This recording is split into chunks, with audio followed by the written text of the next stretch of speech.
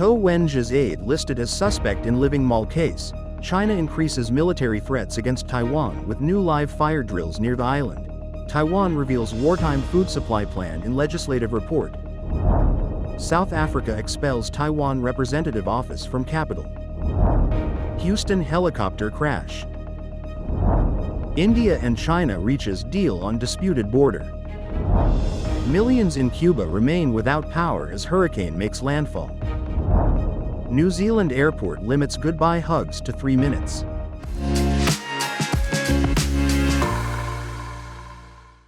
Hello, I'm Wei Li. Thank you for joining us on Funday News. It is Wednesday, October 23rd, and here are your top stories. And for today's Taiwan's news,许芷瑜, former secretary to ex-Taipei Mayor柯文哲, has been named a suspect in the Living Mall investigation for alleged violation of the Political Donation Act after fleeing abroad. China is escalating military threats against Taiwan. Last week, the PLA launched its second Joint Sword 2024B drill, drawing international condemnation and U.S. concern. Now, China has announced new live-fire drills on Nyosan Island, revealing its intent to seize Taiwan through military force, sparking widespread attention. Taiwan's Ministry of Agriculture outlined a wartime food plan, including a 3-month risk stockpile, recultivating farmlands with sweet potatoes and soybeans, and expanding fish farming in ponds to counter potential naval blockades. Feed reserves can sustain aquaculture for over 3 months. And in global news, Taiwan has again rejected South Africa's demand to move its representative office from the capital, Pretoria, to the commercial center of Johannesburg. Taiwan's foreign minister's spokesperson, Jeff Liu, said at a news conference on Tuesday that the demand to relocate or shut down the office entirely violated a 1997 agreement between the two sides on the location of their mutual representative offices following the severing of formal diplomatic relations. South Africa maintains a liaison office in Taipei, and the two sides have a strong commercial relationship. Liu reiterated Foreign Minister Lin Chia-lung's statement in the legislature on Monday that Taiwan was prepared for all eventualities regarding the issue.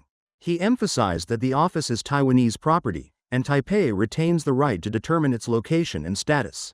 South Africa confirmed last week that it had asked Taiwan to move its liaison office, in what is seen as a concession to China. China has used its influence to keep Taiwan out of the UN and affiliated organizations like the WHO, while limiting Taiwan's formal diplomatic partners to just 11 countries and the Vatican.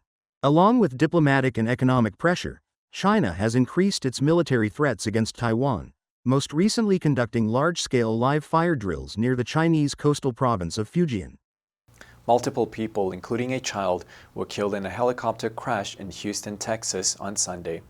The helicopter, reportedly carrying 4 people, crashed into a radio tower in the city's east on Sunday evening. Local media outlets reported a large number of emergency personnel responding to the scene. The victims' identity have not yet been released. Houston authorities believe the aircraft was a privately owned R-44 helicopter that took off from Ellington Field, about 24 kilometers from the crash site. The Federal Aviation Administration, FAA, had earlier issued a notification saying the tower's lights were not working. Pictures shared by the fire department on social media show emergency workers investigating the wreckage at the scene. In a press conference at the crash site, Police Chief J. Noe Diaz said it did not appear that anyone on the ground had been hurt. According to Fire Department Chief Thomas Munoz, the crash caused a fire to spread over a big area of land, covering an estimated 2 to 3 blocks. He added, "Luckily, there were no residents, but it was near residents." Houston Mayor John Whitmire noted it was fortunate the crash did not cause a bigger explosion.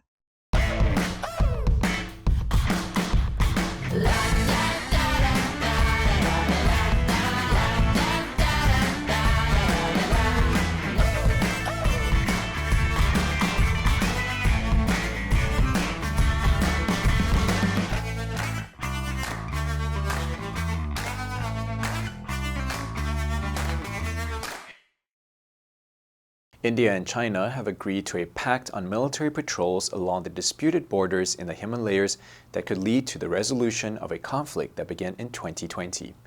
The Indian Foreign Secretary said, over the last several weeks, Indian and Chinese diplomats and military negotiators have been in close contact, and as a result of these discussions, an agreement have been reached on patrolling arrangements along the line of actual control at the India-China border, leading to disengagement and resolution of the issue that arose in 2020. The LAC is a 3,488 kilometers long border in the Himalayas shared by the two Asian giants, with China claiming a considerably shorter portion. It separates Chinese and Indian-held territories, stretching from Ladakh in the west to India's eastern state of Arunachal Pradesh, which China claims in its entirety as part of its Tibet region.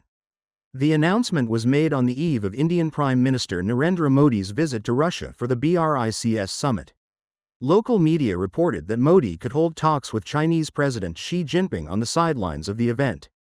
India's foreign minister stated that the pact is a product of very patient and very persevering diplomacy, and that military patrolling will resume as it was before the 2020 clash. Millions remained without power in Cuba for a third consecutive day as slow progress is made in restoring electricity following multiple major grid failures. Power was expected to be restored to everyone on the island by Tuesday. The announcement, however, came before the Energy and Mine Ministry reported a fourth grid failure.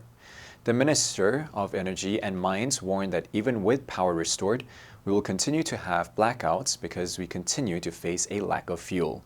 He said the government is in conversations to acquire fuel. Hurricane Oscar, a Category 1 storm, made landfall on the northern coast of eastern Cuba Sunday evening with sustained winds of 80 miles per hour. The storm could halt power recovery efforts if it affects the plants in its path. Levy blamed the U.S.'s brutal blockade for the financial difficulties in acquiring fuel and spare parts for Cuba's power plants, as well as for the current electric power crisis. Cuban President Miguel Díaz-Canel and other top leaders have also blamed the U.S. embargo on Cuba. Cuba's electric grid collapsed Friday morning, plunging the entire population of 10 million into darkness. As technicians slowly made progress with repairs, a second grid collapse occurred early Saturday, followed by another late Saturday, and yet another on Sunday. One airport in New Zealand is implementing a maximum time of just 3 minutes for loved ones to say goodbye to their relatives with a hug. One of a series of signs at Dunedin Airport says, "It's hard to say goodbye, so make it quick, 3 minutes max." And another reads, "Max hug time, 3 minutes." A third sign suggests that those seeking fonder farewells should use the car park, where a generous 15-minute window is allowed. Dan DeBono, the airport CEO, has said the light-hearted approach is aimed at keeping traffic into the terminal flowing smoothly. He said, "We're trying to have fun with it. It is an airport, and those drop-off locations are common spots for farewells." Recognizing that they had caused quite a stir, he said that the signs were designed to keep the drop-off zones moving. Although many people recognize the comfort and joy that come from a hug, there are also broader scientific benefits to physical touch. Michael Benessi, head of psychological science at the UK's University of Bristol, said hugs can improve mood, well-being, and even physical health by boosting the immune system. He added that the 3-minute period suggested by the airport should provide enough time to facilitate the release of hormones that contribute to these health and well-being benefits. The answer for yesterday was B, contaminated. The drinking water was contaminated with harmful chemicals, posing a serious health risk to the community. Did you answer correctly? Now let's delve into the news of India and China reaches deal on disputed border. Number 1, patrol, 巡逻. The police patrol the streets every night to ensure safety in the neighborhood.